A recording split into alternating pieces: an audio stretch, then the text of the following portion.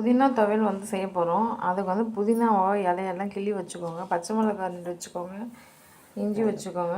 இப்போ கருவேப்பிலை கொத்தமல்லி எல்லாம் போட்டு வச்சுக்கலாம். இப்போ அடுத்தது இது எப்படி ஈஸியாக டக்குன்னு ஃபாஸ்ட்டாக நம்ம துவையலாக்க போகிறோம் பார்க்கலாம். இப்போ பாருங்கள், ஒரு கடாயில் எண்ணெய் ஊற்றியாச்சு. உளுத்தம்பருப்பும் போட்டுக்கோம்.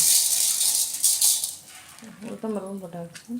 பாருங்கள், அது நல்ல ஒரு பொன்னிறமாக வறுத்தாச்சு. இப்போ அடுத்தது வந்து இது எல்லாத்தையும் கொட்ட போகிறோம்.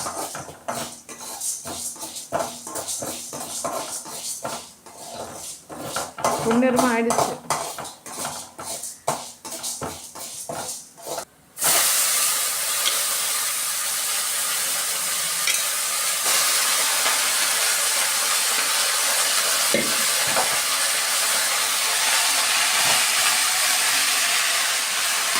அதில் அப்படியே புளி கொஞ்சம் போட்டுக்கலாம். இப்போ பாருங்கள், அடுப்புலேருந்து எடுத்து வச்சாச்சு. சரிங்களா? இது வந்து நல்லா ஆறணும். சூடாக இருக்குது. ஸோ ஒரு 10 நிமிஷம் அப்படியே விட்டிங்கன்னா ஆறிடும். ஆறினதுக்கப்புறம் மிக்ஸி ஜாரை வச்சு அரைச்சிடலாம்.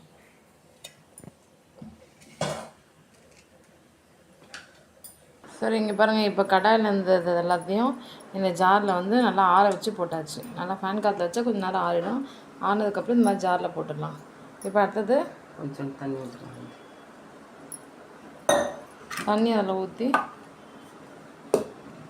மூடி போட்டுட்டு மூடியாச்சு. இப்போ வந்து மிக்சியில் போட்டு அரைக்க போகிறோம்.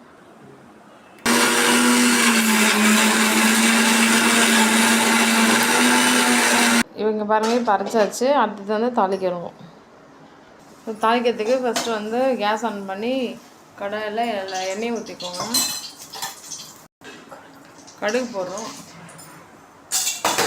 நல்லா பொரியுது பாருங்கள். இதில் உப்பு 1 ஸ்பூன் போட்டுக்கோங்க.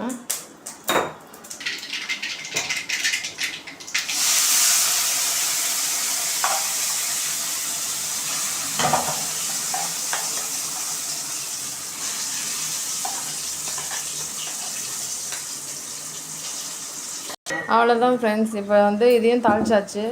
ஸோ புதினா துவையல் வந்து இப்படி தான் தயார் பண்ணணும். உங்கள் வீட்லேயும் இதே மாதிரி ட்ரை பண்ணி பாருங்கள். இந்த வீடியோ உங்களுக்கு பிடிச்சிருந்தா லைக் பண்ணுங்கள். இந்த சேனலை ஃபர்ஸ்ட் டைம் பார்க்குறீங்கன்னா சப்ஸ்கிரைப் பண்ணிக்கோங்க. Okay, thank you so much for வாட்சிங். அவ்வளோதான், புதினா துவையல் தயாராகிடுச்சு.